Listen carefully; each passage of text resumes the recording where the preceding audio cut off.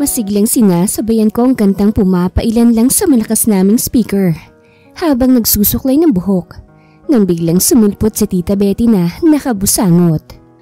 Padabog pa niyang ipinatong sa lamesa ang supot na naglalaman ng pandesal at kape na nabili niya sa tapat ng bahay namin. "Oh, ano nangyari sa'yo, tita?"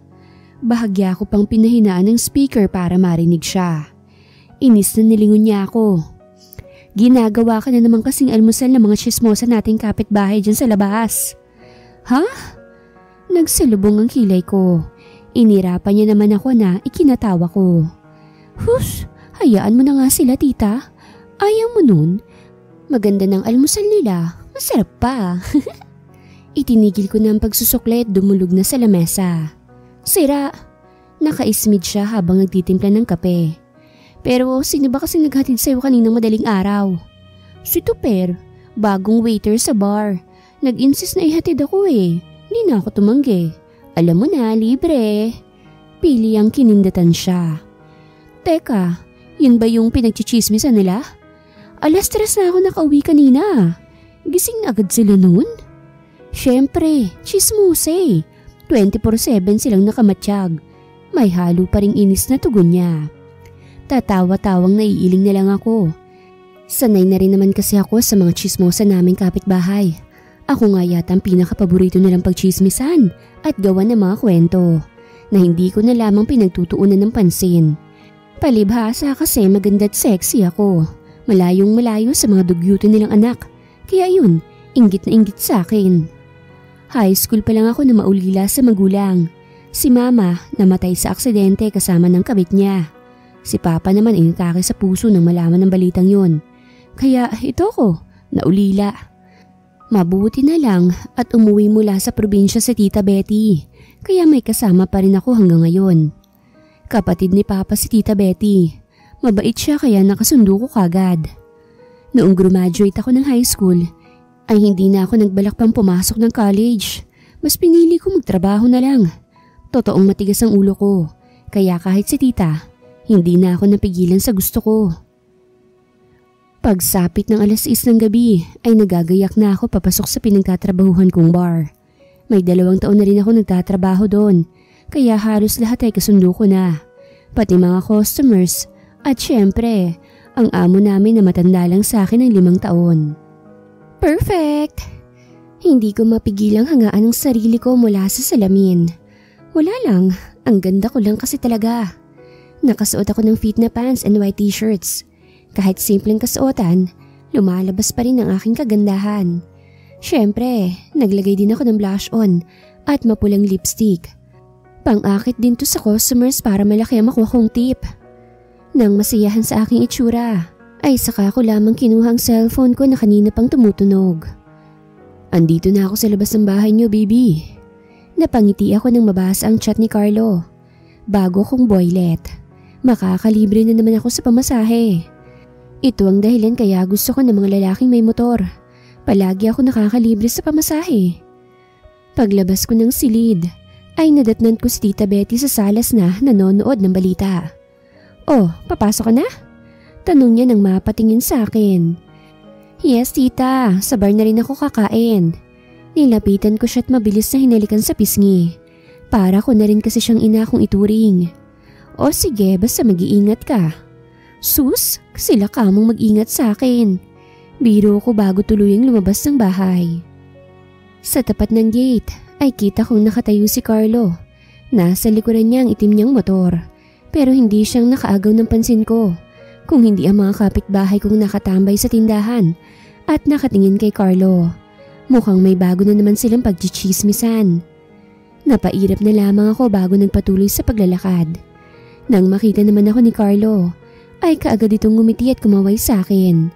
Dahilan para manlaki ang mata ng mga chismosa.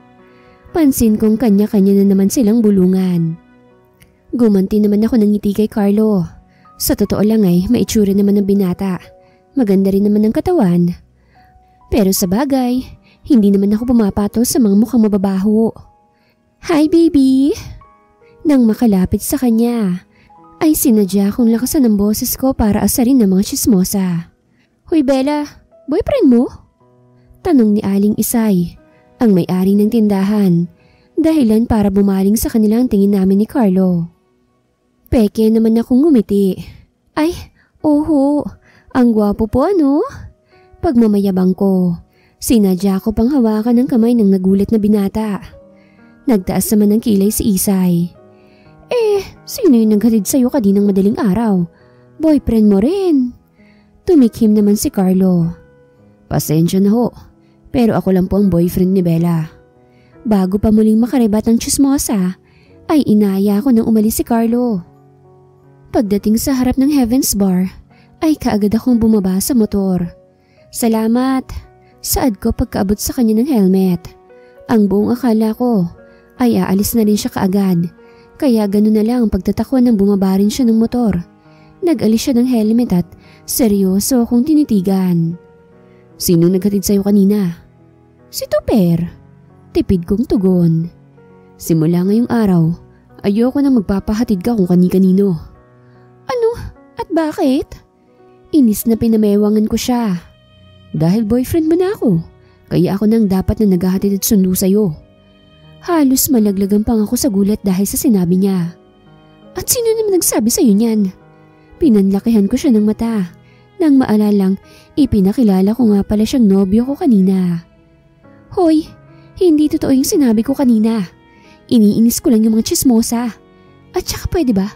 Napag-usapan na natin to. Una pa lang sinabi ko nang hindi ako nagbo-boyfriend. Ikaw tong paulit-ulit eh.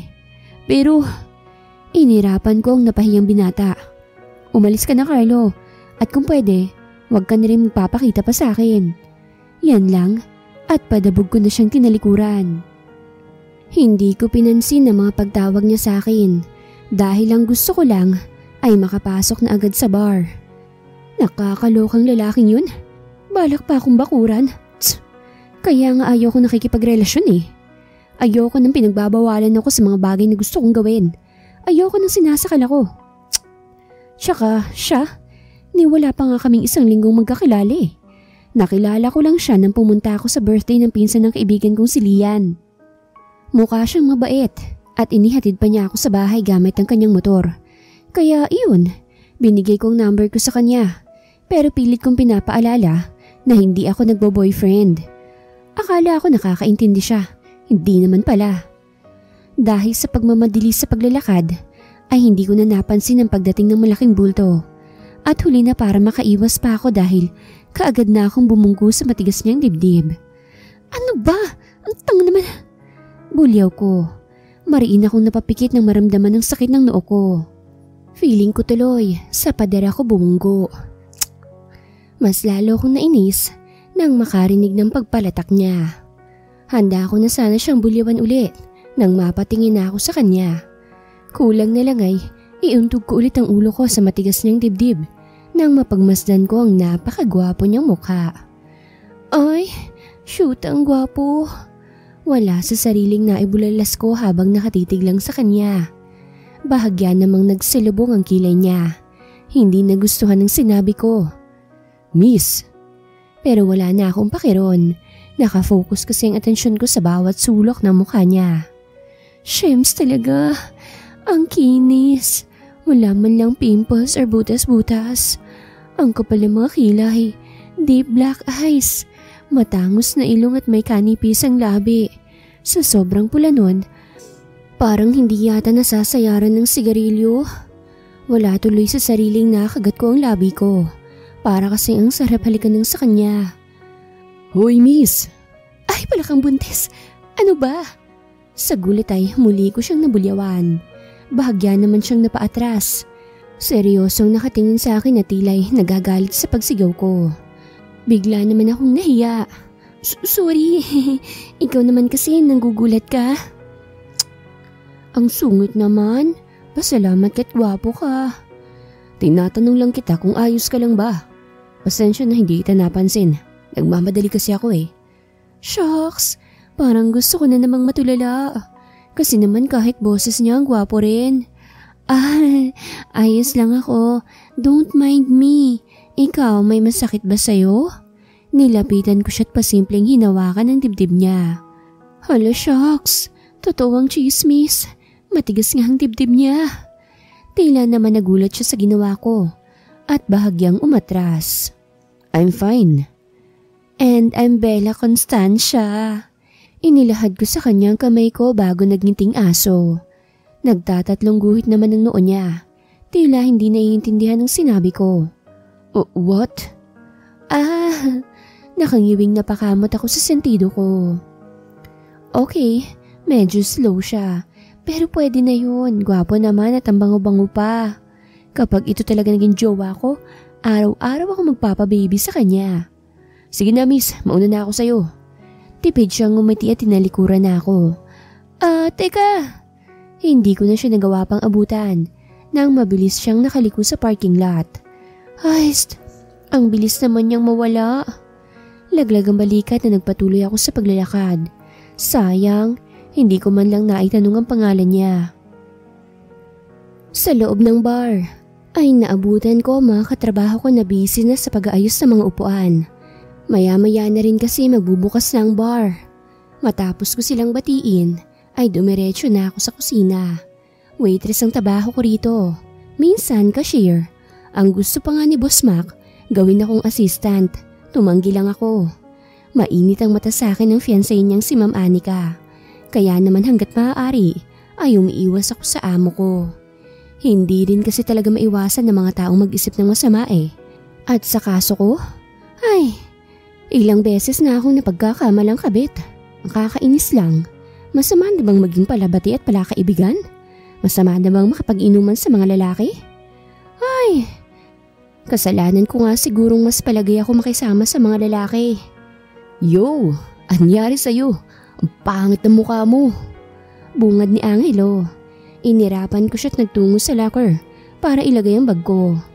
May papangit pa ba dyan sa mukha mo? Balik asar ko sa kanya. Mainit ang ulo mo? Ulang lang yan sa alak. Papainom ako mamaya sa bahay. Singit naman ni Jasper. Silang dalawang matagal ko ng kaibigan. High school classmate ko sila. At mga part-timer lamang sila rito. Hindi ko kasi katulad. Sila'y nag-aaral ngayon ng college. 1 taon na nga lang at gagraduate na sila. But who cares? Mas gusto kong magtrabaho. Pero masaya naman ako para sa kanila. Nga pala, alam mo na ba? Muling dumako ang tingin ko kay Angelo. Na ano? Maganda ako. Oo, matagal na. Tangix, hindi. Ipapakilala na sa atin mamaya ang bago nating amo. Ano? Bigla naman akong intriga kaya nilapitan ko siya. Oo nga pala, nabanggit noon sa amin ni Boss Mac na ipagbibili niya nga raw itong bar.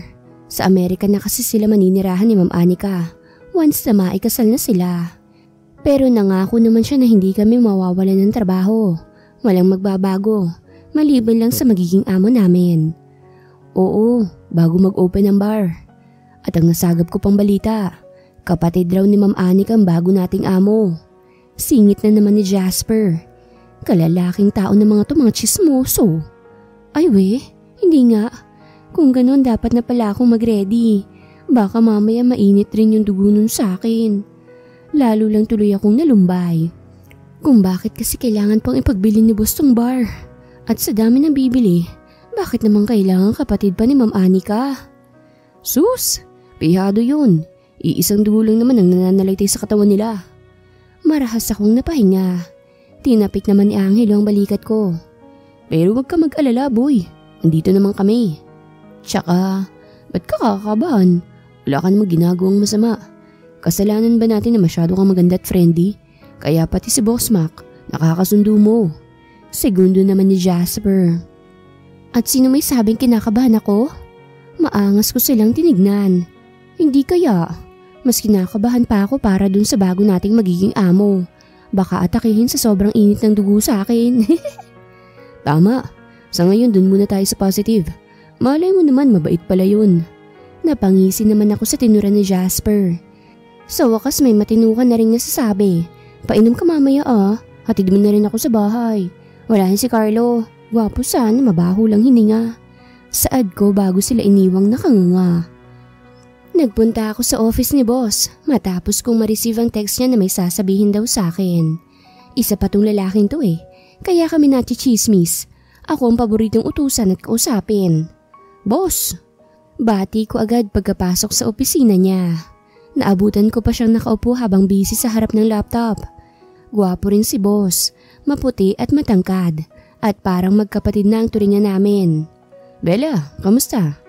Kaagad siyang nag-angat ng tingin at in-off ang laptop. Eto, nanginginig. Kapatid pala ni Ma'am Annie kang nakabili ng bar eh. Baka mamaya pahirapan ako noon. Nakairap kong tugon na ikinatawa niya. Hindi naman kasi lingid sa kaalaman niya na mainit talagang dugo sa akin ng fiancé niya. Ewan ko ba dyan, sa halip na iwasan ako parang mas lalo pang dumidikit sa akin. Ika niya, wala naman kaming ginagawang masama. So bakit kailangan naming magpa-apekto? Crazy, but yeah, kapatid nga ni Anika ang bago niyong amo. But don't worry, mabait yun. Stricto nga lang. Napanguso ako bago pa salampak na naupo sa sofa. Sa lahat ng trabahador niya, ay ako lang ang may lakas ng loob na gumawa nito. Wala eh, makapal talagang mukha ko.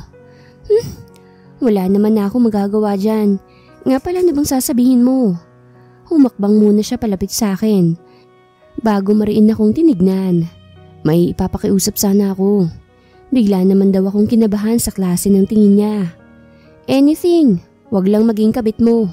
Inirapan ko pa siya. Natatawa namang ginulo niya ang buhok ko. Baliw ka talaga. Ngayon palang naaawa na ako sa magiging nobyo mo. Bakit naman? Masarap kaya ako maging girlfriend. Gusto mo itry? Oh, shut up. Amaya marinig ka ni Anika. Humalukip-kip siya. Anyway, kaya kita pinapapunta rito para hingi ng kooperasyon mo. Ipapakiusap ko sana na maging assistant ka muna ni Axel since bago pa lang siya rito at ikaw naman matagal na. And who's Axel? Sa haba ng sinabi niya ay yung pangalan lang ni Axel ang tumatak sa isip ko. Wala lang, ang kulat lakas lang makagwapo ng pangalan niya. Kuya ni Anika, bago niyong amo. Namilog na naman ang mga mata ko. Pagkuway napatayo sa narinig.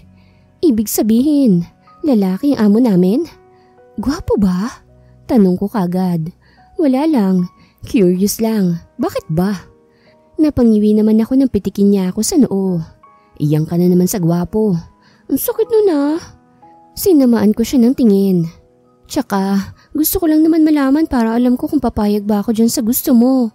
Teka nga, wala bang sabit yan? Single ba? Aray! Muli niya akong pinitik. This time ay mas malakas na. Hoy, makaryo ding lasa na. Nakakailang ka na. Masakit na. Akmang aambahan ko siya ng suntok nang panlakihan niya ako ng mga mata. Sige, gawin mo. Baka nakakalimutan mo. Amo mo pa rin ako. Natigilan naman ako.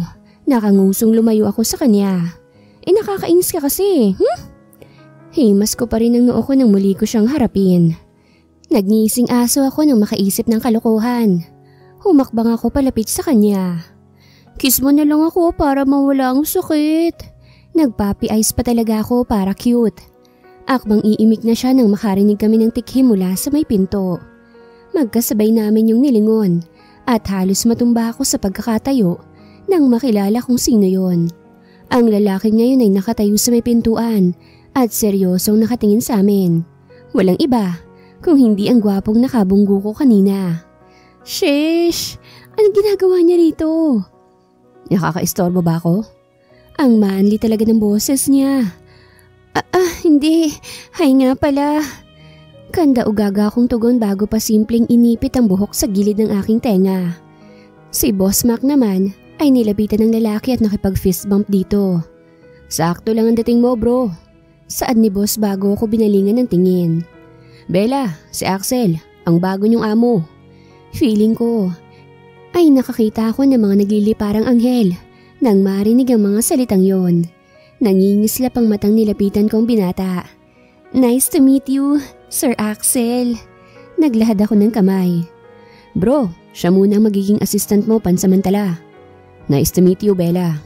Seryoso at wala pa rin kang ngiting-ngiting saad niya bago inabot ang kamay ko. In fairness, ang lambot ng kamay niya. Ang sarap pang gigilan.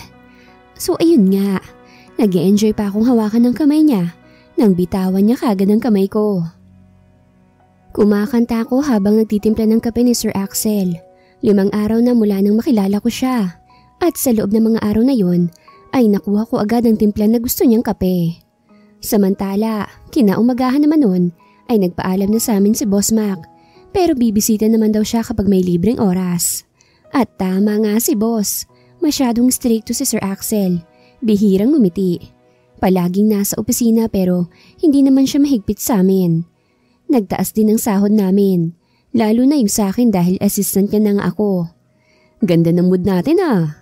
Puna sa akin ni Jasper. Nginitian ko lang siya sa halip na pansinin. Ikaw ba namang gabi-gabing may kasamang gwapo eh? Sino ba namang hindi gaganda ang mood, diba? Siyempre, malaya niyang nalalandi si Sir Axel eh. Nabura ang ngiti ko nang biglang sumingit si Julie. Katrabaho namin na hindi ko kasundo. Halos puro babae naman ang hindi ko kasundo dito sa bar na to.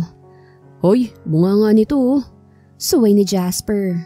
O bakit? Totoo naman ah. Halos lahat ng lalaki dito nilalandi niyan. Pati nga si Boss Mac, diba? Kaya galit sa kanya si Ma'am Anika. Tapos ngayon si Sir Axel naman. Abot!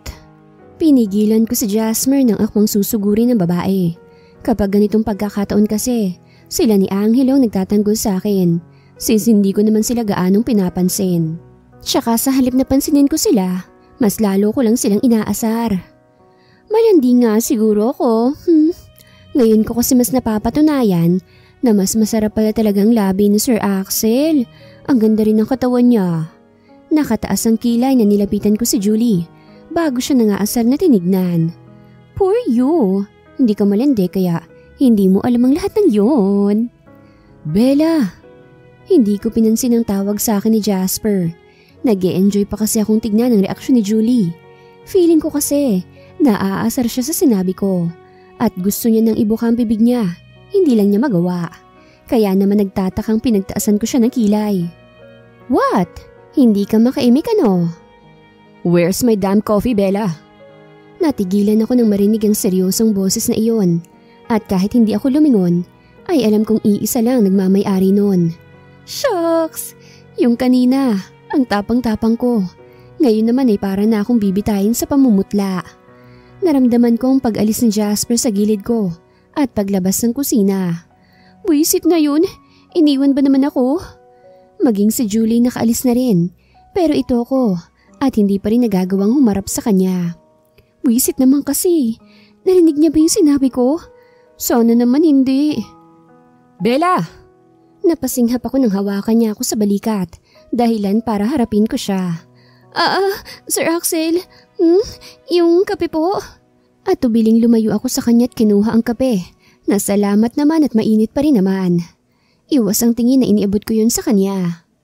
Bakit hindi ka makatingin sa akin? Shucks, bakit ganun? Bakit parang ang hot ng boses niya? Bella, look at me. Ramdam ko ang mga titig niya. Kaya mas lalo akong nagpursige na huwag siyang tignan. Kinuha niya ang tasa bago sumandal sa likod ng nakasaradong pinto. Kami na lang dalawa dito sa kusina, kaya mas triple ang kabang nararamdaman ko. Narinig ko yung mga sinabi mo, but I'm not mad, don't worry. Mariin akong napapikit. Hindi nga siya galit pero narinig niya pa rin. Pasensya na ho, sir. Bakit mo sinabi yun? Tanong niya habang umiinom ng kape. Sa akin pa rin nakatingin. Nag-angat naman ako ng mukha. Sa halip na ipagtanggol mong sarili mo, pinipili mo pa rin isipin niya na totoo nga yung sinasabi niya tungkol sa'yo. Nakagat ko ang labi ko bago pilit na ngumiti. Wala naman po kasing mangyayari kung ipagpipilitan ko pang sarili ko sa kanila. Mas paniniwalaan pa rin nila yung mga iniisip nila. Kaya mas makakaganti ako kung aasarin ko sila lalo. Takang tinignan ko siya nang mahina siyang tumawa. Crazy. Po, agad naman siyang napailing. Bumalik na tayo sa opisina. Nauna na siyang lumabas ng kusina dala ang kape. Habang ako ay pilit na kinakalma ang sarili. Ang lakas kasi ng tibok ng puso ko nang marinig ang tawa niya. Dinner? Mula sa sinusulat ko ay bumaling ang tingin ko kay Sir Axel. Nasa harapan siya ng table ko at matamang nakatingin sa akin. Mamaya na po sir, tinatapos ko lang ho ito eh. Tugon ko. Need ko na kasi talagang matapos kwentahin itong naging gastos kahapon. 9:00 pa lang naman at hindi pa rin naman ako nakakaramdam ng gutom.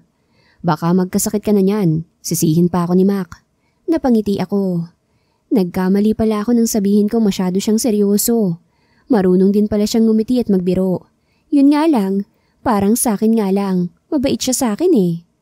Ewan ko ba dyan, type na yata niya ako? Sus, si Sir. Hindi pa aminin na gusto lang ako makasabay sa pagdi-dinner? Pagbibiro ko, wala akong nakuhang sagot mula sa kanya. Kaya naman muli ko siyang tinignan. Para lang magulat nang makitang seryoso pala siyang nakatitig sa akin. Teka, nagalit ba siya? Sir naman, biro lang ho. Paano kung tunay? Hindi mo ba ako tatanggihan? Halos malunok ko ang sarili kong dila nang marinig ang kaseryosohan niya. Hindi pa siya nakontento. Tumungo pa siya at inilapit ang mukha sa akin. What? Tititigan mo lang ba ako? Nakangiti pa siya niyan. Wala tuloy sa sariling binitawan ko ang ballpen at mabilis na tumayo. Sabi ko nga masamang tumanggi sa grasya. Minsan lang makalibre. Pagbibiro ko para labanan ang kabang nararamdaman ko. Umayos na rin naman siya ng tayo. Tila natutuwa sa pagkataranta ko. Kung ihatid mo na rin kaya ako sa amin, lubos-lubusin mo ng pagiging mabait mo ngayon, sir. Wika ko pa habang palabas kami ng bar. Sa likod kami dumaan, kung saan nakapark ang itim niyang kotse. Itsura pa lang ng kotse, halatang mamahali na. Why not? Anya, napaismid naman ako. Biro lang, sir, to naman. No, I insist. Sinabi niya yun habang ibinubukas niya ang pinto ng kotse. Saglit naman akong natigilan at tinitigan siya. Masyado kang mabait, sir ah. Kinakabahan ako. Kunwari ay napahawak pa ako sa dibdib ko. Hindi kaya type mo na ako? Naaaliw naman siyang napangisi bago mahinang pinitik ang noo ko. Kung ano-anong sinasabi mo, pumasok ka na nga. Napanguso naman ako. Nagbibiro lang eh. Habang nasa biyahe papuntang Jollibee, ay nagkakwentuhan lang kami. Hindi naman pala talaga siya tahimik. Kunwari lang yun. Sobrang daldal niya. Kaya ngayon tuloy ay lalo siyang gumagwapo.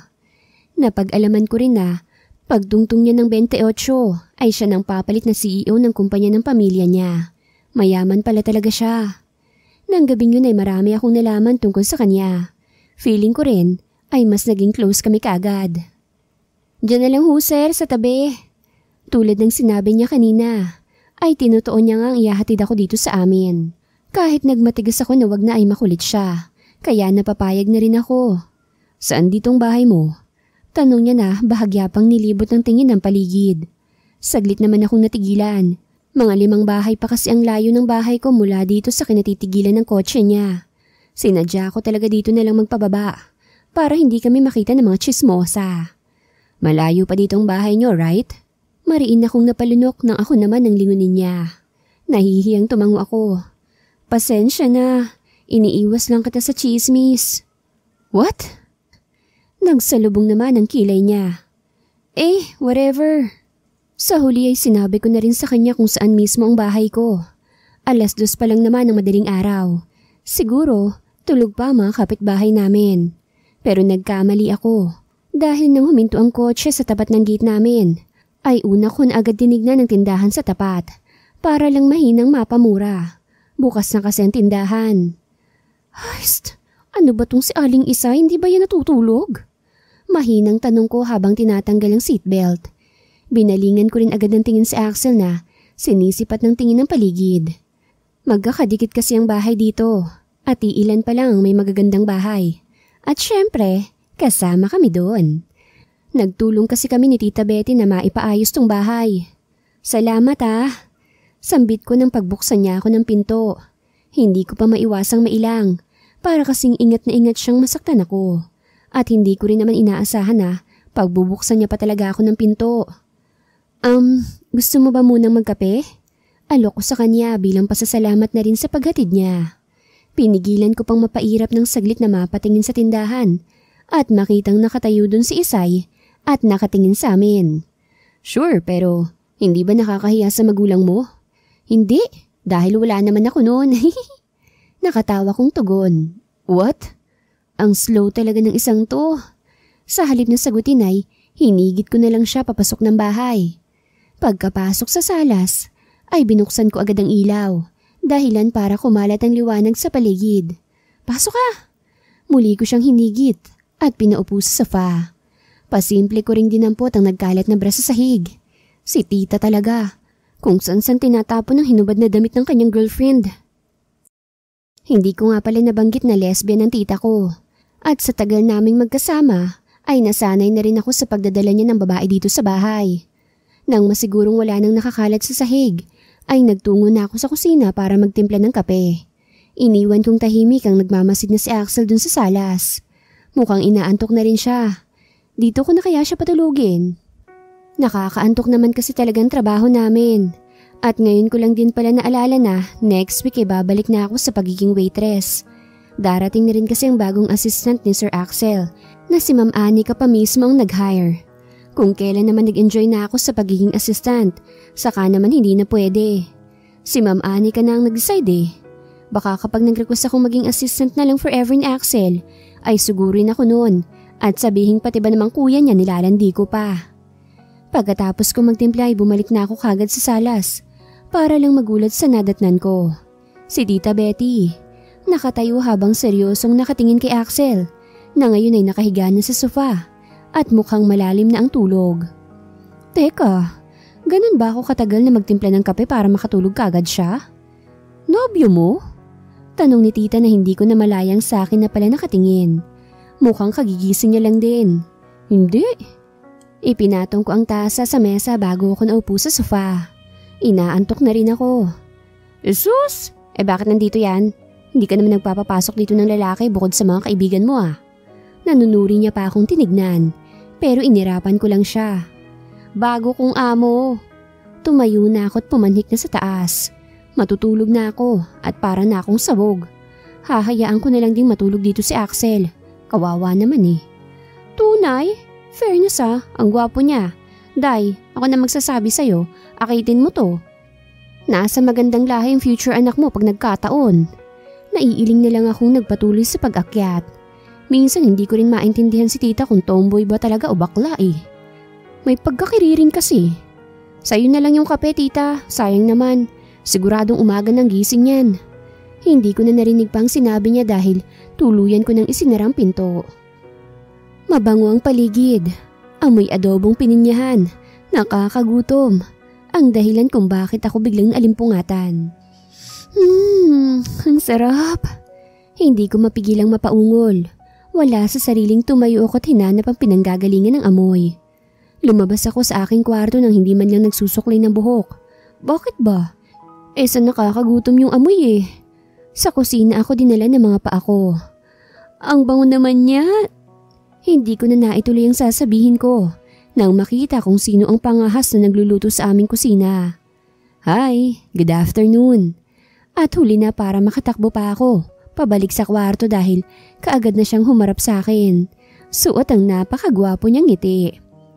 Hello sir. Pasimpleng sinuklay ko ang buhok ko, gamit ang daliri ko. Siya naman ay dahang-dahang napawi ang pagkakangiti nang dumako ang tingin niya sa dibdib ko. At bago pa man ako makapag-react, ay mabilis na uli siyang nakatalikod.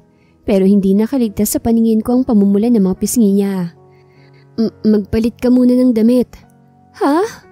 Napatingin ako sa damit ko. Para lang mapamura ng mahina. Nakalimutan kong manipis nga palang damit ko tapos wala pa akong suot na bra. Shucks! Nakakahiya talaga. Si tita pala. Pagkabasag ko sa nakakarinding katahimikan. Kasalukuyan na kami kumakain ng pinagsamang almusal at tanghalian. Mag-aalas 12 na rin kasi. Tita mo ba yung kasama mo rito? Hindi ko na nakita eh, pasensya na. Tinanghali na rin kasi ako ng gising. Tila nahihiyang tugon niya. Hindi ko tuloy maiwasang mapangiti. Ang cute niya lang pag nahihiya. Nakialam na rin ako dito sa kusina niyo. Naisip ko kasi na baka gutom ka pagkagising mo. Ayos lang. Initian ko siya. Ang sarap nga ng luto mo eh. Nang matapos kaming kumain ay hindi ko na siya pinayagan pa nang magpresenta siya na maghuhugas ng plato. Ang laki niya kayang tao. Hindi bagay na makita siyang ginagawang katulong. Mas bagay siyang makita na inaalagaan ako. Napahagikik ako sa isipin yun. Sabay na tayong pumasok mamaya ah. Susunduin kita later. Wika niya nang ihatid ko siya sa sasakyan niya. And as usual, marami na namang nakatambay sa tindahan ni Isay. Ang iba ay mga binatang walang trabaho. Pero grabe naman kung makapag-inom. Ay, naku sir, wag na po. Nakakahiya ni. Masyado ko na kayong naiistorbo. Pinilit kong wag mapatingin sa mga tambay. Lalo na sa mga chismosa. No, I insist. Nilingon niya ako at matamis na nginitian. Shot Bella! Mariin akong napapikit nang tawagin ako ni Vincent. Itinaas pa nito ang hawak na shot glass. Pas, ang aga niyo mag-inom Katiri ka ng araw? Sigaw ko sa kanila. Napalingon na rin sa kanila si Axel na bahagya pang nagsalubong ang kilay. Sus, palibasa may gwapong kasama. Sigaw naman ni Aaron. Tol, shot! Bawal dito mga walang pakisama. Who are they? Masungit na tanong niya na ikinalingon ko sa kanya. Wala. Kapitbahay. Tambayers ng taon. Sige na, umuwi ka na para makatulog ka pa. Pagtataboy ko sa kanya. Kunot noong tinignan niya muna ako bago marahang tumango. O sige, pero mauna ka nang pumasok sa inyo at huwag ka nang lumabas pa. Napangiti naman ako. Opo, boss. Tsk, marahan niya munang ginulo ang buhok ko bago akmang papasok na sa kanyang kotse. Nang muling magsalita si Vincent. Walang pakisama. Uwik naman ng jowa mo, Bella. Nakakotse lang Sabi nito na ikinatawa pa ng mga kasama nito. Nagsalubong naman ang kilay ko at matalim silang tinignan. Tumigil nga kayo. Yayamanin to. Hindi nyo afford yung alak nito. Bulyaw ko sa kanila. Muli kong binalingan ng tingin si Axel. Sige na sir, umuwi ka na. No, it's okay. Nginitian niya ako bago hinarap ang mga tambay. Sige, isang shot lang. May trabaho pa kami mamaya ng girlfriend ko. Wika niya bago humakbang palapit sa mga ito. Kanya-kanya namang hiyawan ng mga ito. Habang ako, naiwang hindi makapaniwala. Wait, did he just say na jowa niya ako? Pero bago pa ako tuluyang kiligin, ay sinundan ko na siya. Baka kung ano pang matutunan niya sa mga tambay na ito. Saktong paglapit ko sa kanila, ay siyang paglabas naman ni Aling Isay sa tindahan at sa amin kaagad siya napatingin. Hoy, isang shot lang ha. Suway ko kila Vincent. Oh, bago mo na namang lalaki, Bella. Ang toroy hindi ka nauubusan ng lalaki. Panguuyam ni Isay. Lihim naman akong napairap.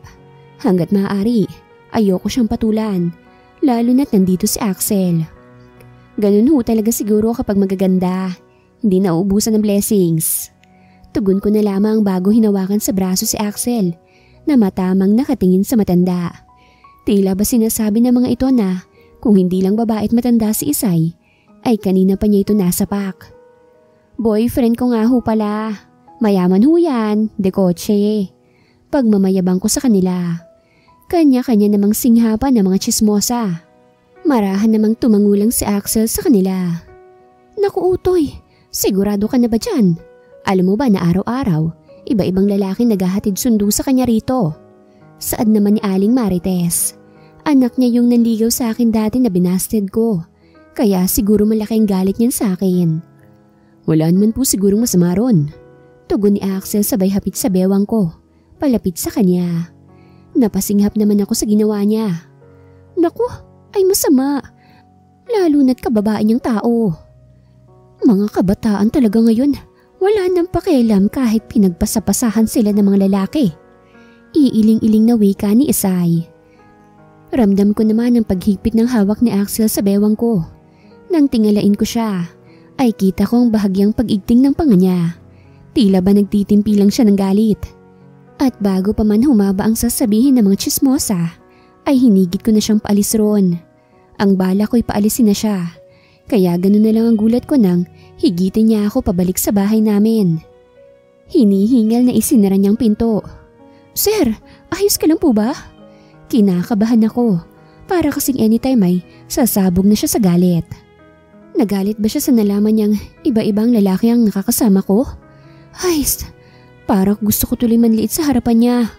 Parang gusto ko rin sigurin sila Isay kung ano kasing mga pinagsasabi. Galit ka ba? Madilim ang aura ng tinignan niya ako. Bakit hinahayaan mong pagsalitaan ka ng ganun ng mga yon? Napaiwas naman ako ng tingin. Iyon ba yung kinakagalit niya? Hinawakan niyang baba ko para pagpantayin ang mukha namin. Simula ngayon, ako ang maghahatid sundo sa'yo. Hindi na rin ako papayag na pagsalitaan ka nila ng ganun. Kung kinakailangang paalisin ko sila dyan, paaalisin ko. Mawala lang yung mga toxic sa buhay mo. May gigil pa rin ang bawat pagbibitaw niya ng salita. Sir, hindi ko magawang ibuka ng maayos ang bibig ko. Bigla yata ako na speechless sa mga sinabi niya. Liligawan kita. Ano ho? Nanlalaki ang matang tinignan ko siya. Seryoso ba siya? Hayaan mong ligawan kita at wala akong pakialam sa sasabihin ng iba. 2 linggo nang nakakalipas pero sariwa pa rin sa aking isip ang mga salitang binitawan ni Axel noon sa bahay. At hindi nga siya nagbibiro noon dahil simula nang sabihin niya yon ay naging consistent nga siya sa panunuyo sa akin. Kahit si Tita Betty ay nakasundo niya na rin. Secret reveal naman, paano mo napaipig si Sir Axel? Nanunod yung tanong ni Maxine, katrabaho ko. Waitress din kagaya ko. Hindi kami close pero simula nang malaman na nililigawan ako ni Axel ay naging feeling close na. Ayoko, kaya nga secret eh. Pagbibiro ko habang inaamoy ang pompo ng red roses na ibinigay sa akin ni Axel kanina. May kasama pa itong chocolate. Araw-araw, hindi niya ako nakakaligtaang bigyan ng flowers and chocolates. Hatid sundo niya rin ako. Sus, ang sabihin mo ginamitan mo ng dark magic. In short, nilandi mo lang. Singit naman ni Julie. Ang babaeng to, ang hilig sumingit sa nagkwekwentuhan. Hindi na rin ako nagtaka kung bakit nandito siya. Magkakasabay kasi ang break time naming 3. Tama ka nga, Julie. Tumayo ako at nilapitan siya. Hawak ko pa rin ang bulaklak. Hindi naman halatang ipinagmamayabang ko ito sa kanya. Gusto mo, turuan kita para hindi ka na naiinggit dyan? Panguuyam ko. Narinig ko naman ang pagbuhalit ng tawa ni Maxine. Hindi naman nakaimik si Julie. Kaya muli kong binalikan si Maxine para ibigay mga chocolates. Sa'yo ng lahat ng yan, Maxine. Imported yan, masarap. Kasing sarap ni Axel, my loves. Pagpaparinig ko pa bago lumabas ng locker room. Sapo kong dibdib nang bumalik sa kusina. Ay, araw-araw talaga akong sinusubok ng mga inggitera. Oh, boy, ayos ka lang? Umayos ako ng tayo nang biglang sumulpot si Jasper. Oo naman, kailan ba ako hindi naging okay? Balik tanong ko. You sure? Paninigurado niya. Marahan lang naman akong tumango. Nga pala, ikaw na magdala ng mga alak sa table 18. Magbe-break time na ako eh. Sige, sige. Sumalubong sa akin ang maingay na mga tao. Mag-aalas 11 na ng gabi, kaya medyo wild na mga tao. Maging ang musika sa paligid ay wild na rin ang dating. Ang iba namang kabataan ay nasa dance floor na at doon nagsasayaw na parang wala nang bukas. Pero sanay na akong makakita ng mga ganyan. Sanay na akong makasaksi ng mga naghahalikan at kulang na lang ay dito na rin mag-make out. Mas marami ang tao kapag ganitong oras. Kaya naman todo ingat ako sa paglalakad para makaiwas makasanggi. Nang makarating sa table 18, ay ipinatong ko na kagad sa table ang mga alak at pulutan. Hindi ko na pinagkaabalahang tingnan ng mga lalaki nakaupo at nakamasid sa akin. Kung dati ay matamis ko silang iningitian at saglit nakakausapin, ngayon ay hindi na. Simula nang makilala ko si Axel, bigla akong nawalan ng pake sa paligid ko. Niwala na nga akong pake kahit hindi na ako nakakakuha ng malaking tip. Hi babe, long time no see. Upo ka muna. Bati ni Lucas, isa sa mga regular customers namin. Pinagpagan niya ang bakanting upuan sa tabi niya upang doon ako paupuin. Pero tipid ko lang siyang initian kahit gustong gusto ko na siyang umbagan nang maalala kong ginawa niya noon sa akin. Teka nga, ba't ba ito nakapasok dito? Ang alam ko, ban na siya rito.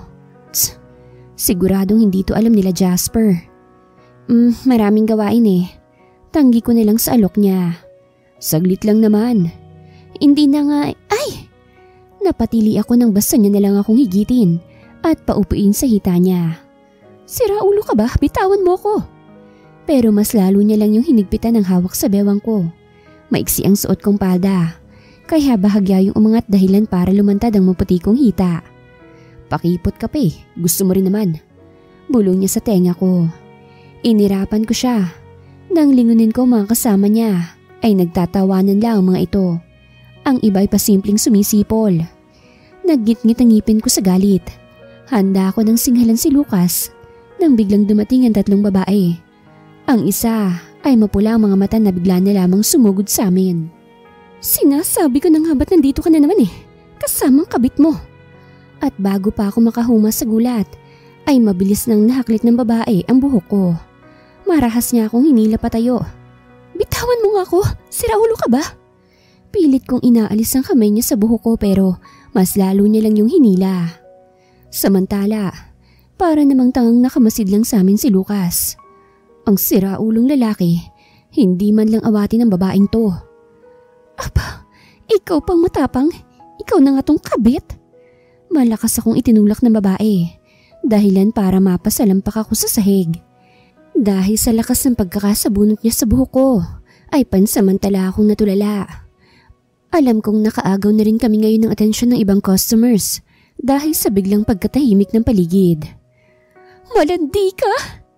Muli niya akong nilapitan at 2 beses na sinampal. Nalulula talaga ako, swerte ng babaeng to. Alam mong may asawa na yung tao nilalandi mo pa, nakikipaghalikan ka pa, nakakadiri kang babae ka. Mukhang wala pa ring balak tumigil ang babae. Kung hindi lang dumating sila Jasper at Angelo para alalayan akong tumayo. Kaagad namang nilapitan ng 2 bouncer ang babae, napilit namang nagpupumiglas. Bitawan niyo ako, bakit hindi yung babaeng yan ang palabasin niyo? Gigil na itinuturo ako nito. At kayong lahat, tandaan niyo ang mukha ng babaeng yan. Malandi yan at maruming babae. Siguradong kung sino-sinong lalaking nakatikim na dyan. Lintik na yan, pigilan niyo ako, papatulang ko ng babaeng yan. Gigil na saad ni Jasper. Tsk, hayaan niyo na siya. Saway ko sa kanila. Gusto ko nalang umalis sa lugar na ito dahil kanina pa ako pinagtitinginan ng mga tao rito. Do you have any proof sa lahat ng sinasabi mong yan, miss? Dahil maaari kang makasuhan sa paninirang puri mo.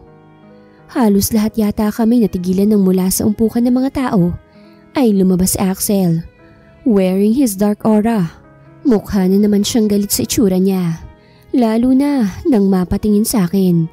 Sa gilid ng labi ko na mukhang pumutok yata dahil nalalasahan ko ang dugo doon. Gulat man ay nagawa pa rin siyang sagutin ng babaeng sabog yata. Oh, ikaw ba ang may-ari ng bar na ito? Diba dapat inaalis mo ang mga malalandi mong trabahador? At oo, may pruweba ako. Napalunok ako nang muli akong tignan ng babae. May video ko ng malanding yan na nakikipaghalikan sa asawa ko. Tuluyan na akong nanghina. Ang video na tinutukoy niya ay nung minsang malasing ako.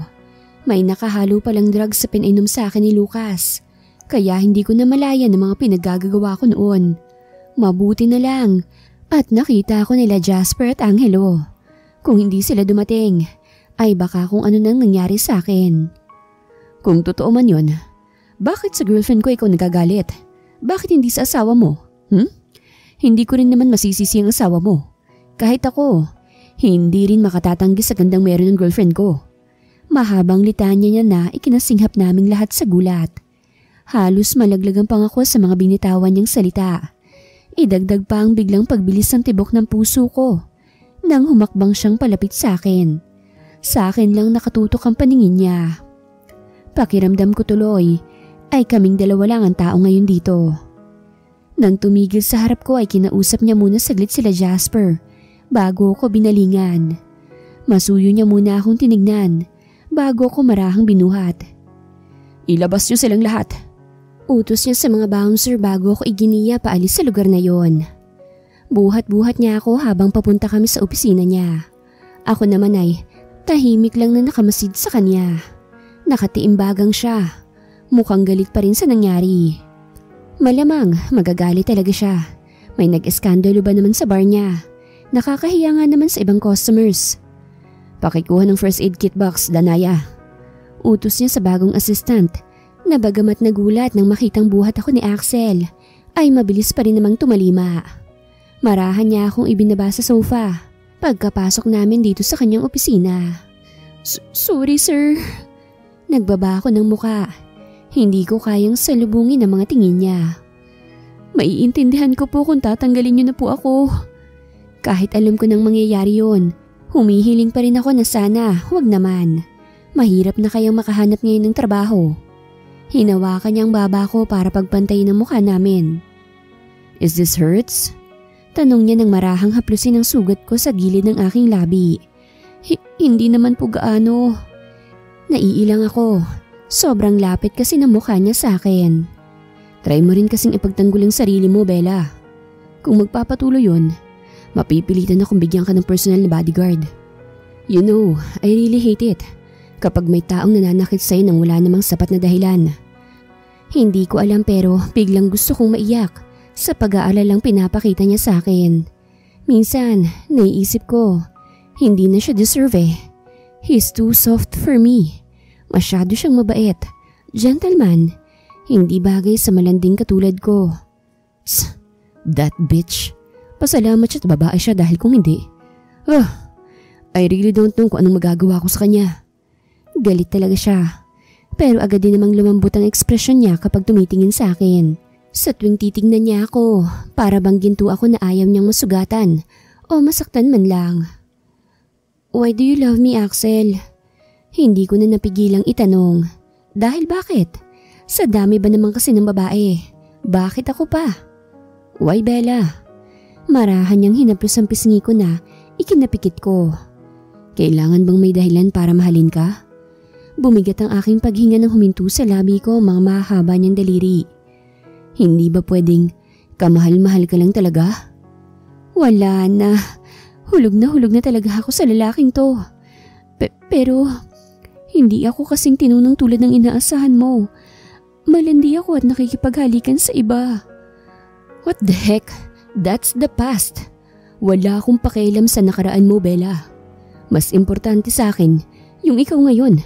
Yung Bella ngayon na mahal ko. At handa akong ipaglaban. Axel. Kung malandi ka, fine. Handa akong magpalandi sa'yo. Just let me love you. Hayaan mong protektahan kita sa mga taong hindi ka naman kilala. Hindi naman nila kilala ang pagkatao mo. Tuluyan na akong natahimik sa tinuran niya. Matapang ko na lang na sinalubong ang mga tingin niya. Nang bumaba ang tingin niya sa labi ko, ay mariin ko yung nakagat. Kita ko ang pagdilim ng tingin niya sa ginawa ko. Pero saglit lang yun, dahil napalitan yun ng kapilyuhan. Dahan-dahan niyang inilapit ang mukha sa akin. Kung hahalikan niya ako, hindi talaga ako tatanggi. Oo, hindi talaga ako tatanggi sa blessings na ito. Magkakasunod akong napalanok ng tumama na sa mukha kong mainit niyang hininga. Sobrang lapit namin sa isa't isa. Konting galaw na lang niya ay magkakahalikan na kami. Handa ko na ring ipikit ang mga mata ko nang bigla namang bumukas ang pinto. Ito na po, sir. Natarantang na itulak ko kagad palayo si Axel at umayos ako ng upo. Nagbaba ako ng tingin nang maramdaman ang pag-iinit ng aking mukha. Samantalang sa gilid ko naman ay narinig kong mahinang pagngisi ni Axel. Para bang pinipigilan niyang matawa dahil sa ginawa ko. Thank you, you may go. Nang muling sumarang pinto at naiwan na naman kami ni Axel, ay dinaig ko pa muli ang sumali sa karera. Sobrang bilis kasi ng tibok ng puso ko. Kinakabahan ako na ewan, lalo na at naalala ko yung muntika ng kiss kanina. Mas lumapit na naman siya sa akin para gamutin na ang sugat sa gilid ng labi ko. Dahil may overtime, ay mag-aalas 4 na kami nakapagsara ng bar. Dahil sa dami ng ginagawa, ay pagod at antok ang inabot ko. Mabuti na lang talaga at palagi akong pinupuntahan ni Axel para lang ipaalalang kumain na muna. Kumain naman ako, pakonti-konti nga lang. Ang dami kasi talagang tao eh. Ang daming nagpa-reserve ng VIP room. Ay, ewan, nagsabay-sabay yata ang birthday ng mga tao kagabi. Eto nga. At hindi na ako nakatanggi nang ihatid ako ni Axel dito sa bahay. Kahit kita kong antok na rin siya, ay nagpumilit pa rin siya na maihatid ako. At para hindi naman nakaka-guilty, kaya inalok ko na lang siyang sa bahay na rin matulog. Sigurado ka bang ayos lang sa tita mo? Tanong niya na naman, kahit nandito na kami sa bahay. Wala si tita kasama sa outing ng girlfriend niya. Hinigit ko na siya paakyat sa silid para hindi na makapagreklamo pa. You mean, tayong dalawa lang rito ngayon? Tanong niya na parang hindi mapakali. Tumango lang ako bilang sagot bago pabagsak na humiga sa kama. Alika na, magtabi na tayo. Pinagpagan ko pa ang bakanting higaan para dun siya mahiga. Sa tabi mo? Parang nahihirapan namang napalunok siya. Pinigilan kong matawa sa naging reaksyon niya. Bakit? Ngayon ka lang ba tatabi sa babae? Nagtaas ako ng kilay. Namumula ang mukhang nag-iwas siya ng tingin bago umiling. Saglit naman akong natahimik at biglang na-curious. Kung ganun ay may natabihan na nga siya. Sino naman kaya yun? Ex niya kaya yun? Yun naman pala tabihan mo na ako. Bago pa kung saan mapunta ang iniisip ko, ay muli ko na siyang tinanong. Baka kung ano pang maitanong ko sa sarili ko na hindi ko magustuhan ng sagot. That's the problem. Nakaigting ang pangananilingon niya ako. Lahat ng nakakatabi kong babae, mga nakaniig ko na. Ha? Napamaang ako sa sinabi niya. Hindi ko alam pero bigla na lang uminit ang ulo ko. Alam ko namang ex niya ang mga tinutukoy niyang nakaniig na niya. Pero hindi ko pa rin maiwasang huwag magselos. So what? Kapag hindi mo ako tinabihan ngayon, edi doon ka na sa ex mo. Singhal ko bago siya tinalikuran. What? Hindi makapaniwalang tanong niya. Wat-watin mo mukha mo. Hindi ko na siya pinansin pa at nagpakain na lamang sa antok. Hindi ko na tuloy namalayan kung tumabi ba siya sa akin o hindi. Bahala na nga siya sa buhay niya. Naalimpungatan ako nang maramdamang tila may nagmamasid sa akin at hindi nga ako nagkamali dahil pagmulat ko pa lang ay bumungad na kagad sa akin si Axel. Seryoso siyang nakatitig sa akin pero nang makitang gising na ako ay kaagad na ngumiti. Good morning, he said using a bedroom voice. Shems, ang hot ng boses. Nakahiga siya ng patagilid sa tabi ko at sa akin nakaharap. Good morning. Umupo ako at sumandal sa headboard ng kama. Ginaya niya naman ang ginawa ko. Tanghali na pala. Saad ko nang mapatingin sa orasan. Mag-aalas 11 na. Teka, gutom ka na ba? Magluluto lang ako.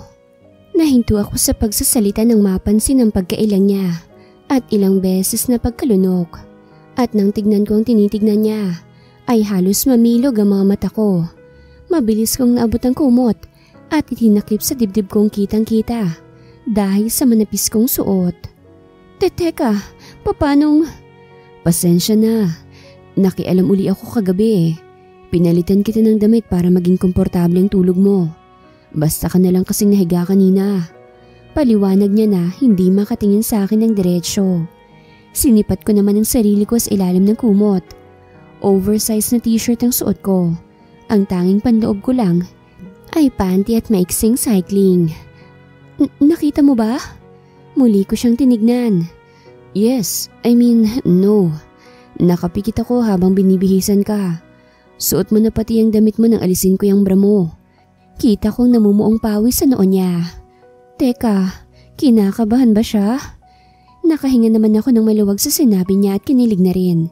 Gentleman talaga siya. Okay, thank you Tumayo ako't nagtungo sa closet. Magbabra na muna ako at ang lalaking to ay hindi na mapakali sa tuwing mapapatingin sa dibdib ko. Teka, naaakit ba siya sa akin? Nakagat ko ang labi ko sa isipin yon. Hindi ka ba galit? Tanong niya na, tumayo na rin. Nope, why should I? Matagal bago siya nakasagot. Nothing, mauna na ako sa baba. Okay. Nang araw na yon ay muli kong natikman ang luto niya. Kaya magana't marami na naman akong nakain. Ang sarap mo namang maging asawa. Sambit ko habang nililinis ang aming pinagkainan. Then, why don't you try it? Nakangising tanong niya. Natatawa naman akong inirapan ko siya. Che, babanat ka na naman dyan Humagalpak siya ng tawa sa sinabi ko.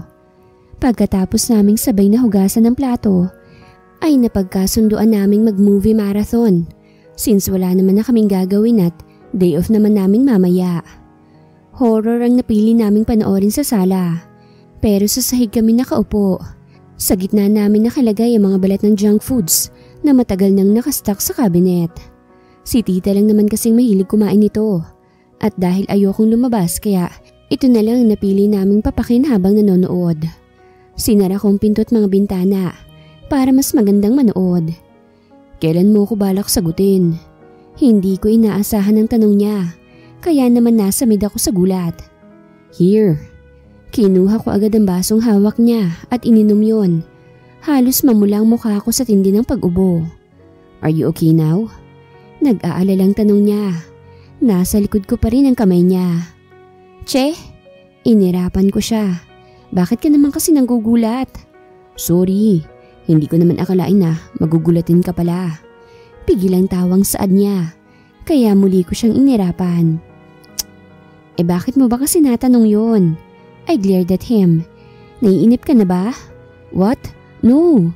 Kahit 100 taon pa akong maghintay, hindi ako maiinip sa'yo. Sus? Bakit mo nga natanong? Muli akong dumukot ng piatos at kinain yon. Nothing. Para lang may mapag-usapan. Marahan akong napatango. Pinagpag ko ang kamay ko at umupo pa harap sa kanya. Pwede mo nang itigil ang panliligaw mo, Axel. Why? Bastard na ba ako? Napangiti ako nang makitang kinakabahan siya. Hindi. Piniti ko siya sa ilong. September 12, tandaan mo. First monthsary natin yun. Doon niya na ako nilingon at hindi makapaniwalang tinignan ako. You mean, wow! Bulalas niya nang magets na niya ang ibig kong sabihin. August 12 kasi ngayon. Sinasagot na po kita, Axel Loizaga.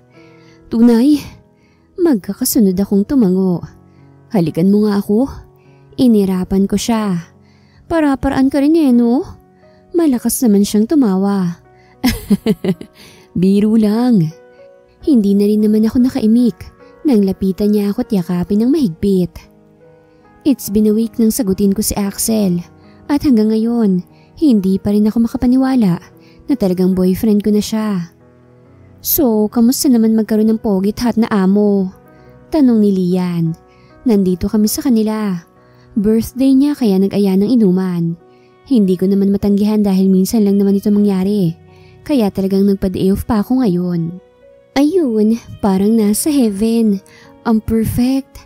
Ganito palang pakiramdam kapag nasa tamang tao ka na. Wow, preno naman. Paano naman kami mga single? Angil ni Jasper, mukhang lasing na. Sus, ang babagal niyong pumorme. Inismeran ko sila. Pero seryoso, hindi ko akalaing ganun siya ka-matured. Hindi siya mahigpit, hindi rin siya seloso. Wala lang, parang kuya ko lang siya. Sweet and gentleman. Ako na nga nahihiya sa kanya minsan Ang selosa ko ba naman kasi? Diretso kong ininom ang alak sa basong hawak ko. May mga kinekwento pa sila nang biglang tumunog ang cellphone ko. Nang tignan ko yun, ay nakita kong pangalan ni Axel. Saglit lang guys ha. Tumayo ako't nagtungo sa banyo kung saan hindi masyadong rinig ang maingay na videoke. Hindi alam ni Axel na nandito ako kila Lian. Hindi naman kasi ako nagpaalam. Ayokong malaman niya na makikipag-inuman lang ako. Kaya ako humingi ng day off. Hello? Where are you? Bungad na tanong niya kagad. Nakagat ko ang labi ko. Magsisinungaling ba ako? Hayaan mo na nga. Ngayon lang naman Nasa bahay. Bakit? Mariin akong napapikit. Sana lang hindi mahalatang nagsisinungaling ako. I wanna see you. I miss you already. Ha? Di ba nasa bar ka? Kanina. Pero ngayon, on the way na ako dyan sa inyo. Ano? Bigla akong nataranta nang marinig ang sinabi niya. Teka, papunta ka na sa bahay? Yes baby, sobrang namimiss na kita. Hindi ko alam, ang lambing naman ng boses niya. Pero hindi ko magawang kiligin. Mas lamang ang kabang nararamdaman ko. Sige. See you.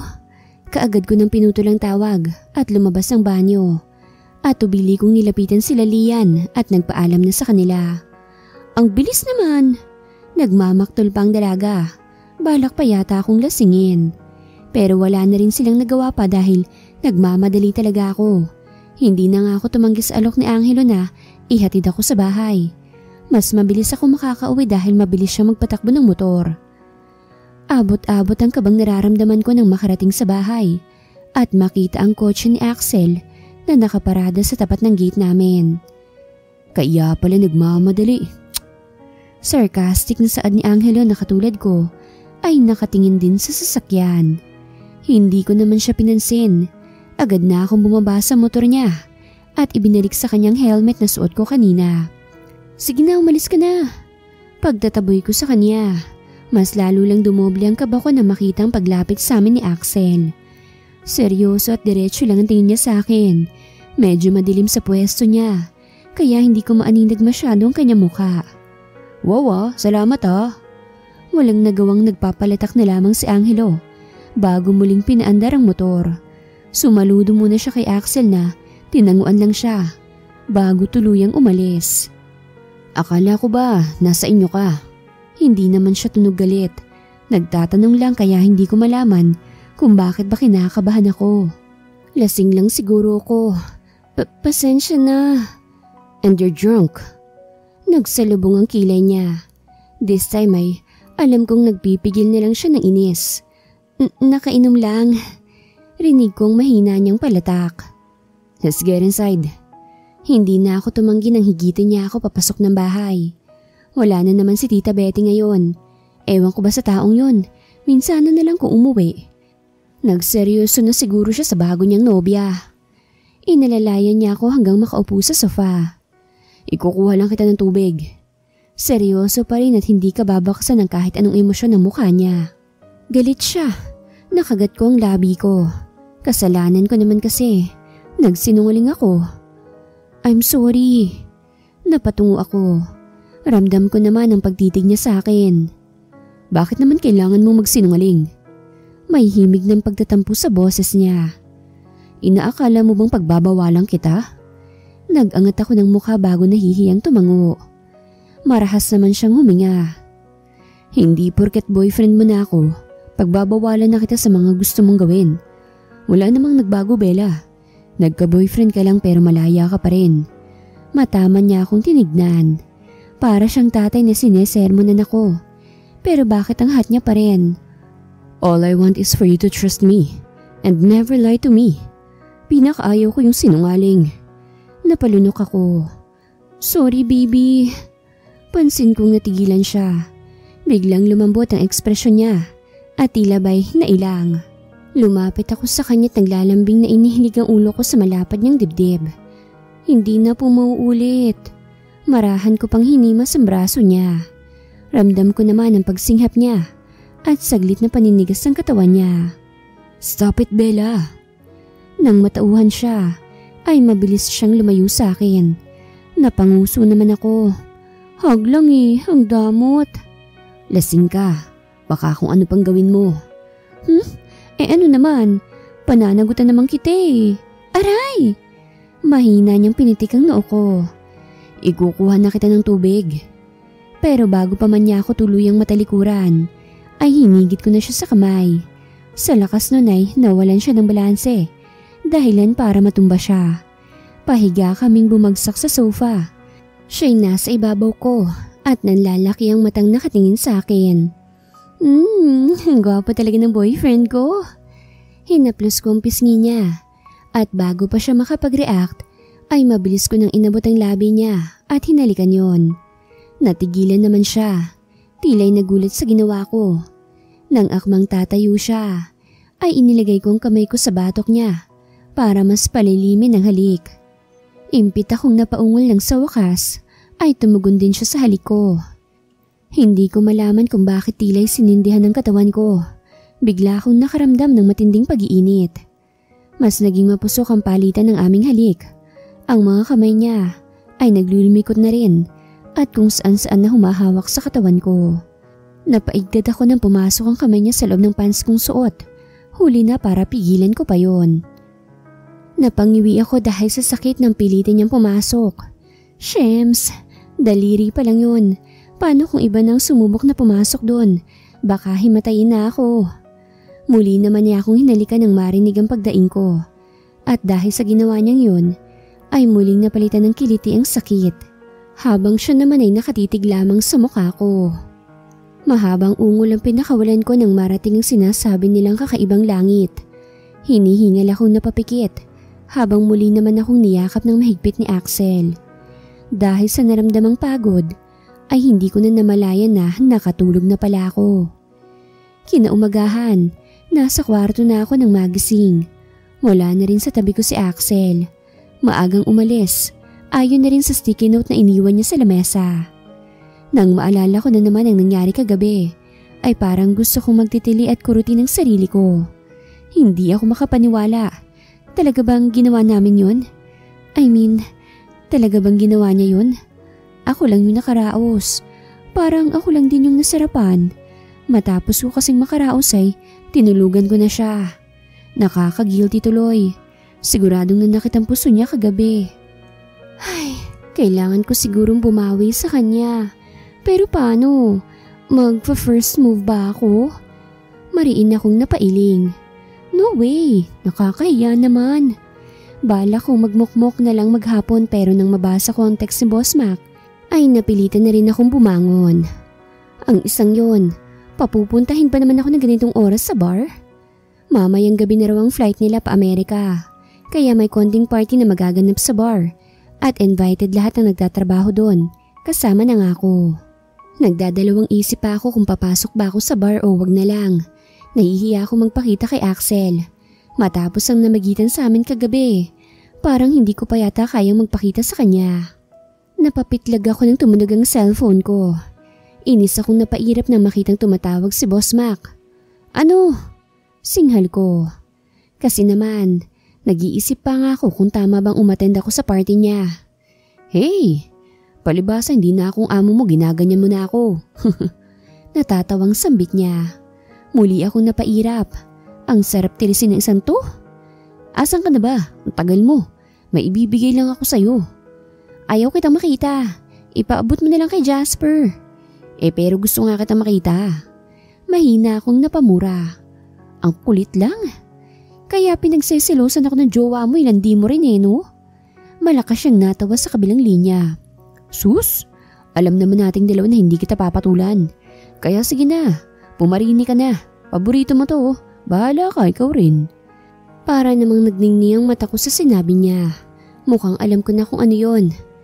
Piste ka pag iyan prank lang Bilisan mo na kasi. Anya, bago pinatay ang tawag. Gigil naman akong napamura. Kahit kailan talaga napakabastos ng isang yun. Malalaki ang hakbang na ginawa ko para lang makarating agad sa opisina. Pupuntahan ko lang ang Macario na yon para sa paborito kong kakao. Wala kasi akong mabilhan nun dito. Sa probinsya lang nila meron. Kaya talagang grabe ang pangungulit ko sa kanya para dalhan niya lang ako noon. Asan ang kakao ko? Tanong ko agad pagkabukas ko pa lang ng pinto ng opisina niya. Wow I miss you too. Sarkastiko niyang saad bago tumayo. Inirapan ko na lang siya at nilibot ng tingin ng paligid. Namilog ang mata ko nang mapatingin sa center table. Doon kasi nakapatong ang supot na lalagyan ng 3 kakao. Wow!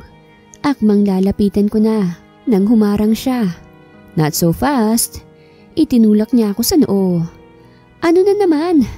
Singhal ko. Naglalaway na ako Umamin ka nga muna sa akin. Kayo na ba ni Axel? Saglit akong natigilan. Nagtaas naman siya ng kilay nang mapansin ang pananahimik ko. Ano?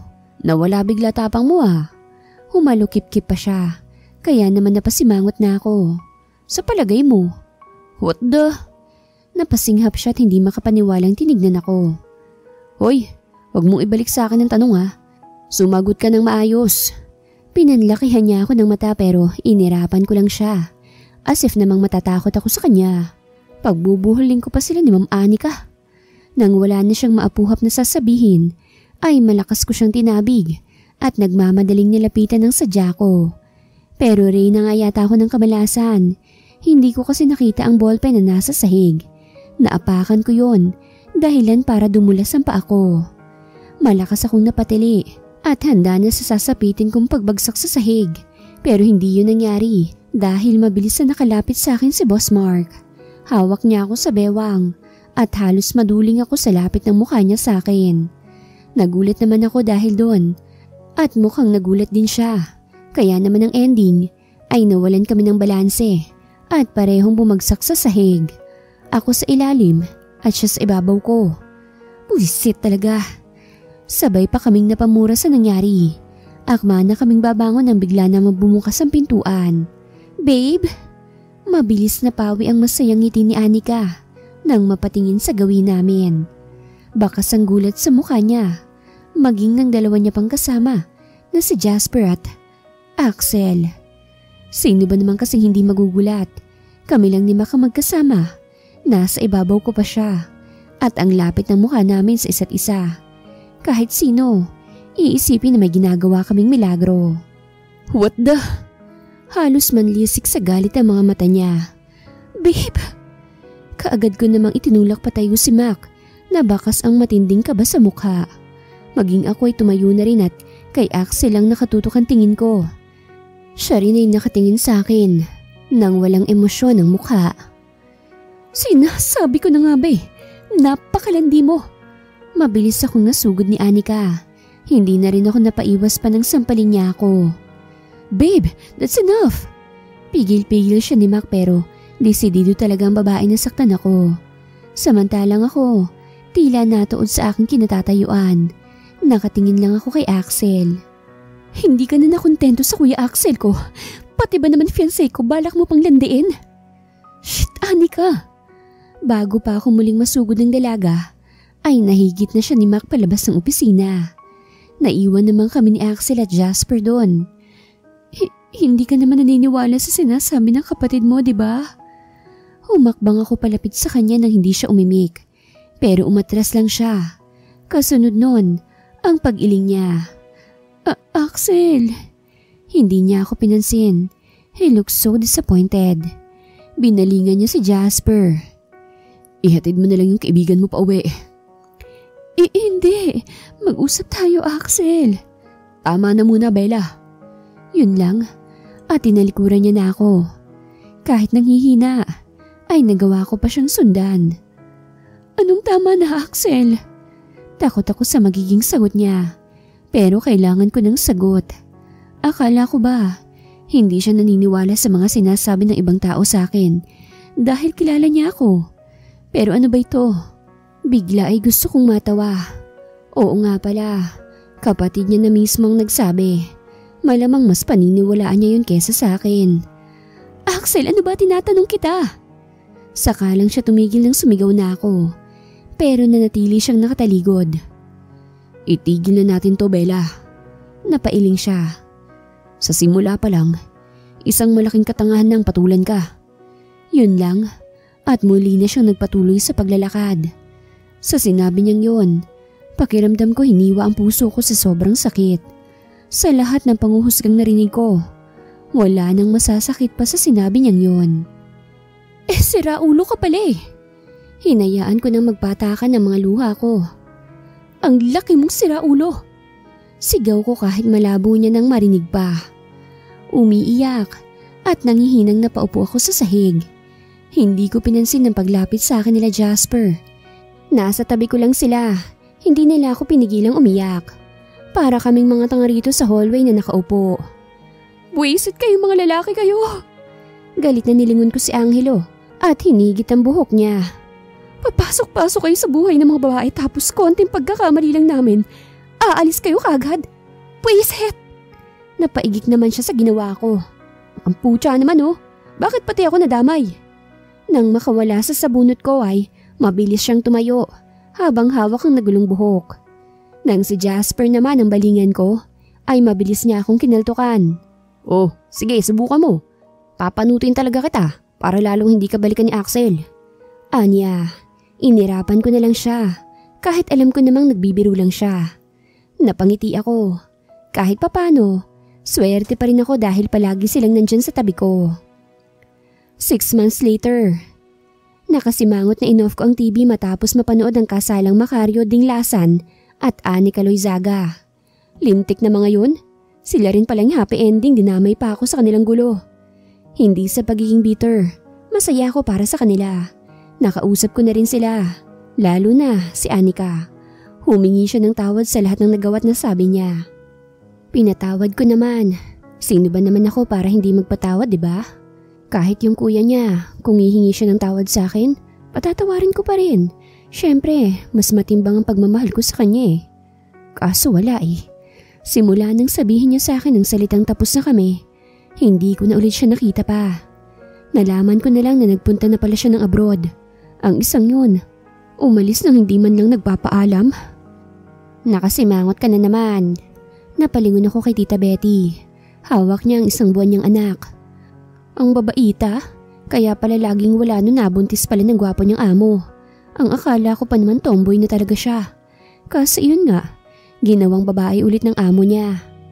Siyempre, aalis na ako eh. Mamimiss ko yung pogi kong pinsan. Masiglang nilapitan ko si Baby Andrew. Ang pogi kasing talaga. Bakit ba kasi kailangan mo pang umalis? Baka para makamove on? Tanong ko. Loka ka. Natatawa niya akong inirapan. Nang sumapit ang 12:00 ng hapon, ay lumabas na ako ng silid ko dala mga bagahe ko. Ngayon na ang biyahe ko papuntang Australia. May kalakihan ang naipon ko, kaya napagpasyahan kong magbakasyon muna sa Australia. Baka doon, tuluyan ko nang makalimutan si Axel. At kung papalarin man ay baka doon na rin ako makahanap ng bagong trabaho. Hanggang sa labas ng bahay ay inihatid ako ni Tita Betty. Hindi kasi nila pwedeng iwan ng baby nila. Kaya naman mag-isa lang akong pumunta ng airport. Habang nakapila, ay panay ang lingon ko sa aking likuran. Kanina pa ako nagdadasal na sana sumulpot si Axel at pigilan ako. Kahit imposible, umaasa pa rin ako. At kapag nangyari yon, kakalimutan ko lahat ng mga sinabi niya noon at ako na mismo ang mag-aaya sa kanya magpakasal. Sobra-sobra ko siyang mahal, kaya kahit ano yata handa akong gawin, maging kami lang ang endgame. Nang malapit na ako sa unahan ng pila, ay biglang tumahimik ang paligid. Nagtataka tuloy akong napalingon sa paligid. Lalo pa akong nagtaka nang lumayo ang mga tao sa akin. Kasunod nun ay ang pag-ilan lang ng musika sa paligid. Ano nangyayari? Tanong ko nang magtilian ng mga babae, habang nakangiti lang sa akin ng mga lalaki. Nasagot din naman agad ang katanungan ko nang mula sa umpukan ng mga tao ay lumabas si Axel. May hawak na mic at diretsyong nakatingin sa akin. Nang magsimula siyang kumanta, ay muling tumahimik ang paligid. Tanging siya at ang tibok ng puso ko lamang ang naririnig ko. Hinayaan ko na rin ang sarili kong umiyak habang nakatingin sa kanya. I'm sorry, Bella. Sa lahat ng nasabi ko, sa pagiging siraulo ko. Hindi ko na siya pinatapos pa sa speech niya dahil kaagad ko na siyang nilapitan at niyakap ng mahigpit. Hey, di pa ako tapos sa... Muli ay pinutol ko siya sa pamamagitan ng paghalik sa labi niya.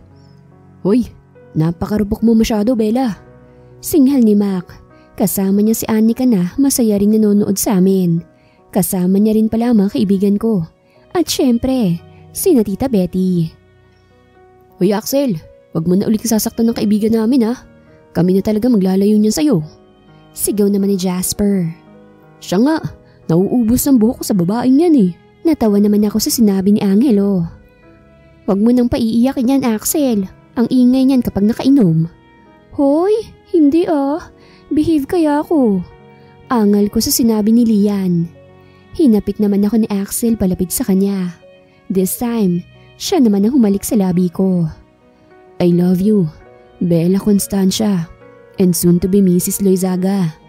Napatakip ako sa aking bibig nang lumuhod siya sa harapan ko at maglabas ng singsing. Parang naman tuloy akong tanga na iiyak, pero ang laki naman ng ngiti. Hays, ito na yata yung tinatawag nilang tears of joy. Magkakasabay na nagpalakpakan ng tao sa paligid nang muli akong siilin ng halik ni Axel. I love you, Bella. And I love you too, Axel.